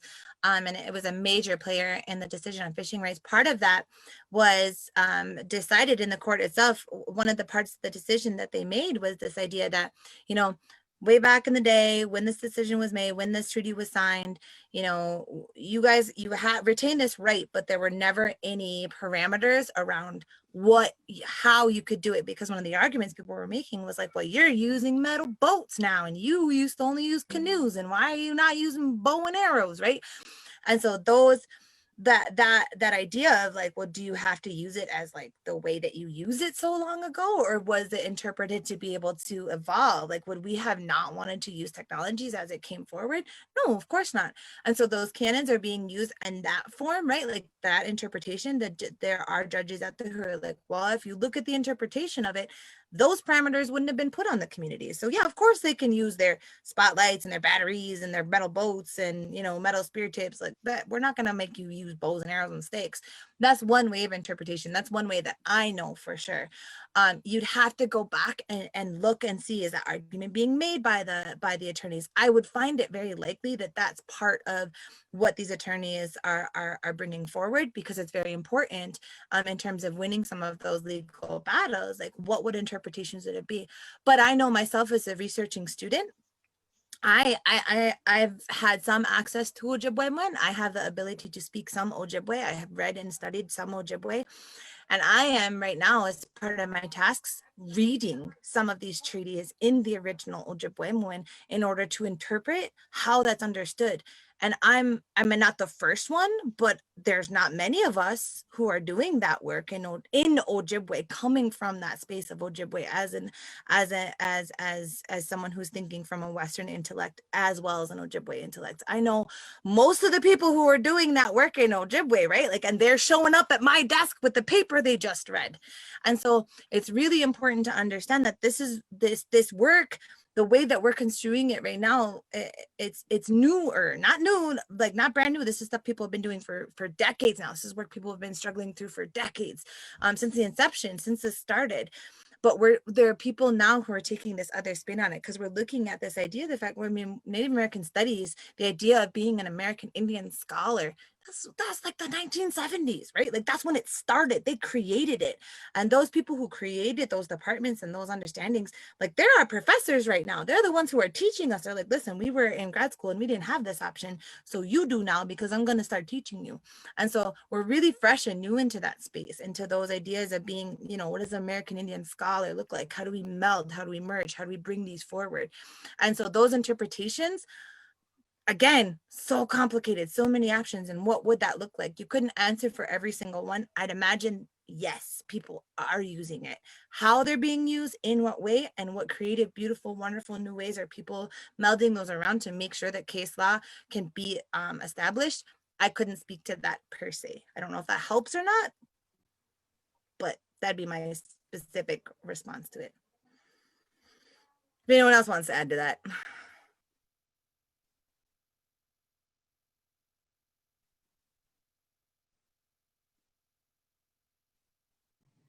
The way that you said that, and then earlier where you were saying, like, the words are alive, like there's life in those words. And so your interpretation is, you know, it's a knowledge beyond just the Western understanding of it, and being able to look at those in the native language and interpret it in a way that you feel is, I mean, that's powerful. That's pretty cool.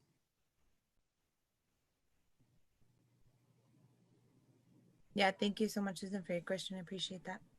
Is there anyone else? Ian, come on, chomping at the bit back there. I see you on mute with your screen off, like you're jumping up and down behind waiting for us.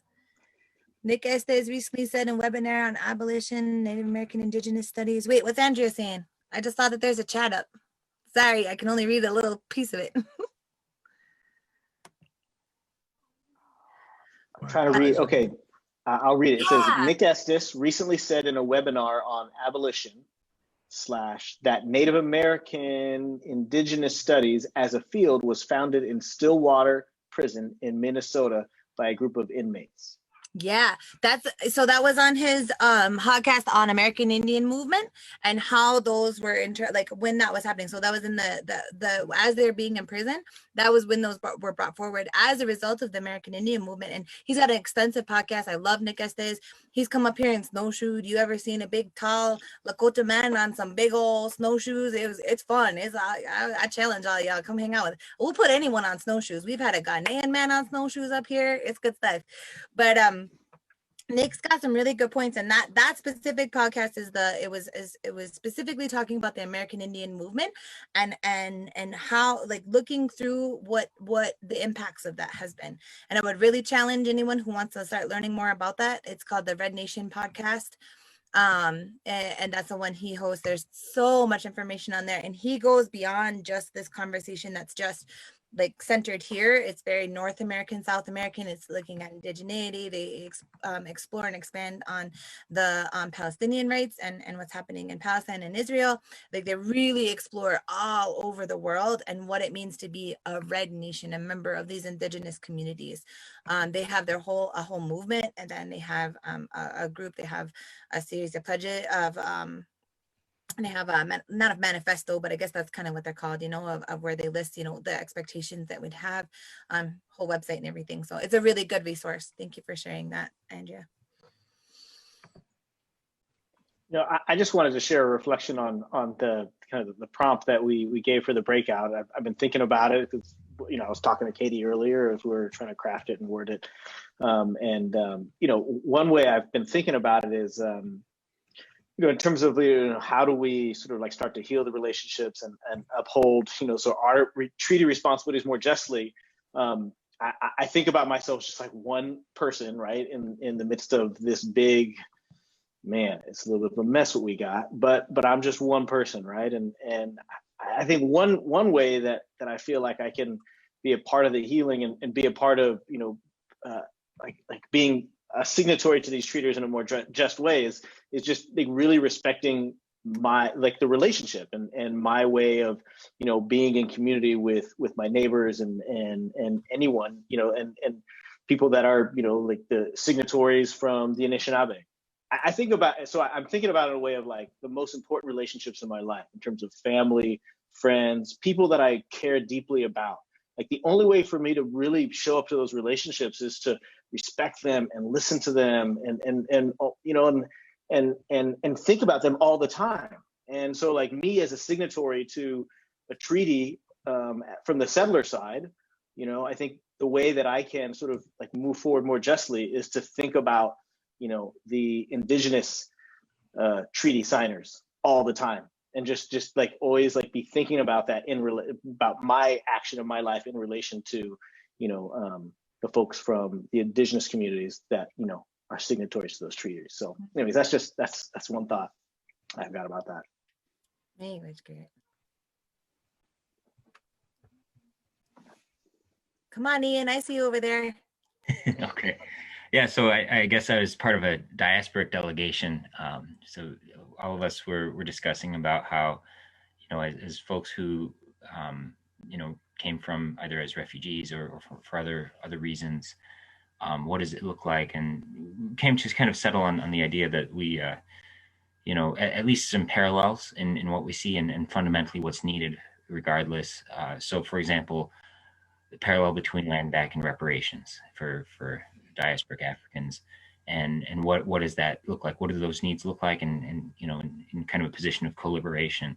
And similarly, as far as just like very like personal level things in terms of like right now there's decolonizing the Detroit Institute of the Arts, and one of the issues is like whistleblowing and what does it mean to navigate workforce discrimination, whether Native or African or otherwise, and where legal resources might not be the same, and then plus there's a racial dynamic on top of it compared to someone who might be white. And the other part that we discussed was like, especially when it comes to looking at things like treaties or reparations, where the common dismissal is something that on terms of like, well, it happened a long time ago or whatever, or it's just very challenging to get the grand conversation, the grand dialogue or grand accountability done. how can you scale it in a way that you can actually get outcomes without having to wait for, you know, the next Supreme Court justice to be confirmed or whatever else, right? And hopefully whatever, you know, it's just the US policy timeline on a national level is just extremely slow and is not conducive for a lot of things that are needed for justice. So like one of the things there is like looking at just using the capacity of convening, like asking your US senator or state senator or even your local government to convene a dialogue or whatever it is, and then let the community actually facilitate and raise the items that need accountability so that you can at least figure out what can be done locally from a community level without having to rely on the state or the federal government. But then also you can be very clear about what's needed on a policy level in terms of accountability and advocacy. So that's where we were at, which is, you know, it's not quite like, oh, this is exactly what we can do with treaties or so as far as like healing in that dimension. But again, if you're looking at the root causes and the root issues as far as like the treaties themselves, the deck is stacked against folks.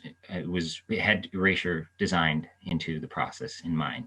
And so like, you know, how do you make sure that people are being seen and heard in the first place? How do you legitimize what they're saying and what they're raising? That becomes a priority that we're just trying to figure out. How do you make it feasible and tangible in ways that, you know, everybody's kind of volunteering, even if we were to get like inter-indigenous, you know, tribunal or council or some sort of court, you know, like that takes a lot of work to do all of the diplomatic work, even just among people who would be favorable for it, you know, and coordinating that in a way that puts, you know, some treaty terms in line. So, you know, at least from team diaspora in our little room of 3 people, those are some of the things that we came up with. And then I accidentally messaged this thing about spectator, which is from Boel, which is theater of the oppressed. And it's this idea that everybody has a vantage point and they have a perspective and a role that's still important to and worth engaging, even if they're not necessarily the direct people in question for when witnessing or experiencing a certain thrust of oppression. So, you know, for anyone who was wondering what the heck was going on there, I just didn't realize I sent it to everybody, but now it's for everyone. Made a great job with Ian for sharing that with us. That's amazing. And, you know, reframing that whole conversation for ourselves too, right? Like, yes, we as American citizens can go to our local governing and we can go to and put people who are at the table, people who are in spaces of privilege. We can go to those spaces as well. But, you know, we forget there are tribal governments who are doing this work. There are tribal lawyers who are doing this work right now. There are tribes who are on that other side who are still also doing that work. And so what does it look like if we reframed our own support on that side of it too, right? Like what if we were part of that conversation as well? Our tribal entities, there's tribal community, there's community work, and that's part of it, like all of what you're talking about from that space, right? And that's why this whole conversation is being brought forward, because the more we share, the more conversations we have, the more these ideas are gonna weave themselves together, and we can bring each other forward. We can have this conversation in that forward motion. I would challenge folks, especially someone such as yourself, who's such a dedicated member of the active community, right? None of this is new. We as young people, like we were looking at it and we're looking at our time and place right now, but none of this is new. You know, we look back and the Black Panthers and all the work that they did in the urban uplifting of their communities were a direct result, then resulted in the American Indian movement themselves, right? And like they're the reasons why that's why, you know, American Indian studies started in a prison, because then the people who were teaching each other and learning from each other and putting themselves in and spend time in Alcatraz became the next scholars and the leaders who created I mean, I'm learning under those, I think of them as women, like the women that are like as a result of that, right? Like those scholars are right now working and teaching and writing, and they're raising us up, and we're now in the positions where we're bringing that forward, right? Like these movements are all things they started somewhere, and they started before us, and these fights and these efforts, they've all been there, and we have those people in our spaces. We still have those conversations available to us. And I wonder how much of that, when we look back and see the wonderful work that's already occurred, the wonderful words that have already happened, there are people who did treaty delegations, there are people, they went to China when it was communist China. They left and went to Venezuela during those time periods, right? When it was not an okay thing to do. I mean, you could talk about being on a terrorist watch list, right? Like, they left these spaces and they started having those international conversations with people. And we have the right and we have the ability to do that work again and in continuation. What happened to them, the lessons that we have to glean from that, of course, we should always, take into account what occurred and the struggles that they themselves went through. But it doesn't mean that those conversations have to stop or have ever stopped at this point in time. And so I'd really challenge us to keep looking in those spaces and to keep walking forward with that information and armed with that, right? Like armed with that knowledge and realizing that that's what we are right now. We're in this legacy period where we're walking forward. I was bringing this point up to someone, like we're in this period of like law, like it's legal. It's legal for me to be Indian. It's legal for me to speak Ojibwe. It's legal for me to represent myself. It's legal. There was a point in time not long ago when that wasn't true. And so what does that mean with that legal standing that I have? What power, what strength, and what have I been imbibed and imbued with from those past people who have brought all those conversations forward, who have done all that work and did all those protests and made all of those efforts? What does that mean now for me? What can I do and how do I walk that forward? And that's a part where we got to remember that space behind us as we're walking to that space ahead of us. And it's powerful, man. There's good stuff. And it sounds like you're doing some really good work down there. Appreciate all your contributions. Thanks. I guess one thing that you also raised that we briefly touched on was like dismantling some of the institutions that already disproportionately affect, Black and Indigenous folks or diasporic African folks. So like, for example, when the pandemic hit, I was thinking about ways to reallocate funding from the corrections systems budget so that you reinvest it, because the goal is to minimize the concentration of people in there, for various reasons, but also like invest it in major community anchors so that there's an ecosystem of support when people come back and reintegrate and return as returning citizens, kind of, quote unquote.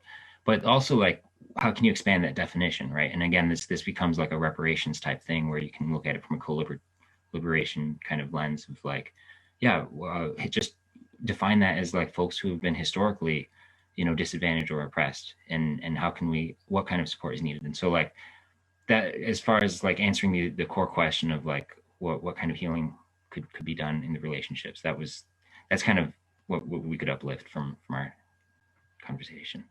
Anyways, thank you. Yeah. Thank you, Ian. Miigwech. Yeah. So do you have anyone else? Ian's pointing us a little bit to our next session. He sure did. Like, he's making me think of like where this conversation is going. You segued so nicely. Is there anyone else has anything else they'd like to contribute to that space, or reminded you of anything that you're thinking of, any work that you're doing yourself? I think one thing I'll just toss out there real quick, because I think you did touch on it briefly, Kitty, but change is going to come from our women and our mothers that are out there. I think that's something that can't be overlooked. That and that's from like an old perspective too. Like it's the mothers and it's the women that help this change become a reality. And so we can't forget about our women, and we gotta empower our women and our mothers and our daughters and everyone else that's a part of that. Because I really think that's a big factor in the change equation.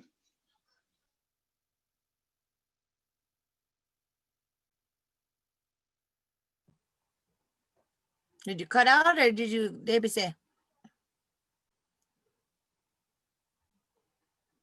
I had the little one barged in because she had to go potty. So I tried to turn the microphone off. But that was my main point, though. Okay, I'll help you, baby. It is our women. Like that's a big part of it too. And I you kind of mentioned that briefly, but I just wanted to reiterate that point, the importance of that in this whole conversation. Great job, Paji. Says my internet is unstable. I don't know. Can you hear me at all? Yeah? Okay, cool. All right. Well, miigwech for all of that and all of your contributions. Thank you, Jerry, for jumping in and adding that in there as our daughter runs in and he's talking about letting your daughter barge in, I guess, eh? That's good. Empower your daughters, eh? There's, eh? Anyone else? Is anything else to add to that? Hey, I just That wanted to part? do a shout out to Dylan Miner, a friend of Katie's and Jerry's, and a really powerful artist, and he shared his art that we've been using in our publicity, his block print with the Michigan and the city lines. Mm-hmm. Yeah. So I just wanted to express an appreciation. He's not on the call, but just an expression of appreciation to him for allowing us, when we asked him if we could use that piece of art as we try to invite people to these conversations. So that's awesome. Thanks for remembering that, Garrett.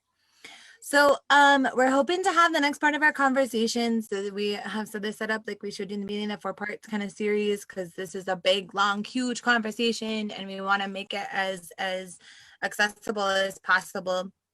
So the next part of this conversation we're looking at, so we talked about treaties from that like in that Anishinaabe perspective, and we had a little more of a conversation about some of the specific treaties affecting Detroit, and then in that conversation kind of priming. Ian did a great job segueing us into our next steps of the conversation. So we'd like to have an additional conversation about like sovereignty and sovereignty movements. We're going to be hopefully bringing in some conversation about specifically tying in some of the Black sovereignty movements that have been occurring in the community. Is well, again, we're going to like concentrate on Detroit, but these are bigger ideas that can be applied further and across. And then how those tied in with some of those sovereignty movements that were happening that we were just talking about. And really they almost tie in with that like urban sovereignty movement. There's a lot happening in those cities. So what's happening there, that spreads out, and it helps us share these conversations further away field. So that would be our third part of that conversation. And that last part, Ian, you segued beautifully into that what does it look like, right, when we're bringing people to that table and we're asking the question, what are these treaties? What would a treaty of the futures look like? And really a treaty of the futures, like, and that moment right now that we're in, that's what we're talking about, right? And that conversation's happening, Black futures and red futures, Indigenous futures, and what does that mean when we start bringing that conversation forward? And I don't mean to be exclusive. I'm kicking it with my folks here, and so I can only speak from these two perspectives. But who would be at that table, right? We wouldn't be excluding necessarily, like, what does it mean when we have, the nations represented in those spaces? And I'm talking about the plant nation too, and the animal nation as well. But what does it mean as an Indigenous person to be working with my allies across the oceans, right? And looking at what's happening to people across this world and our reality. And so who should be at those tables, who should have that conversation, what is it that we would frame that, and how does that look when we're walking forward? And so taking, this conversation, more of that historical context, giving us a little bit of that background, reminding us about some of the movements that have already occurred and that are occurring now to this day and how they've evolved to where we are. And then moving that forward to that real sovereign conversation. That's where we have to have that sovereign conversation. What does it look like when we walk this forward? Who's there? What do we ask? How do we make those questions? And so that's what we're challenging people with. That's what we're asking of people. That's what we're hoping this conversation leads to. Zoom.